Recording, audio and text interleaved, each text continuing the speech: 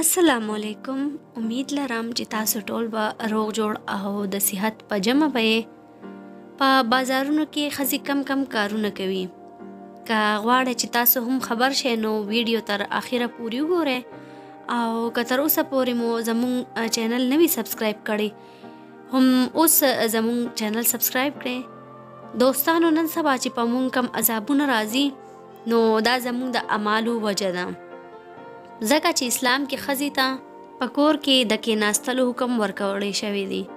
تاسو به وایئ چې زه دا وایم چې ښځې دې کور کې کینی او بهر دې کار نه کوي، خو کمې ښځې چې روړ پلار یا سړی نه لري هغوی ته ضرورت وي چې کار وکړي او خپل حلال رزق پیدا کړي، خو کمې ښځې چې بې له ضرورته په بازارونو کې ګرځي او خپل ځان او نور خلک ګناهګاروي نو دا ډېر غلط کار دی.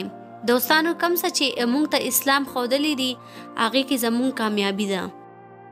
په اسلام کې دا هم ویلی کېږي چې کمې ښځې فرفیوم یا خوشبو ولګوله او هغه خوشبو کم پردي سړي باندې ولګېدله نو هغه د زنا برابره ده. نو زما خپلو خویندو ته دا خواست دی چې له داسې ګناهونو نه دې ځان وساتي. تاسو زما دې ویډیو باره کې که څه ویل غواړئ نو موږ سره یې په کمنټس کې ضرور شریک کړئ او دا و زموږ نننی ویډیو. اوس راکړئ ماته اجازت. د لوی الله په امان.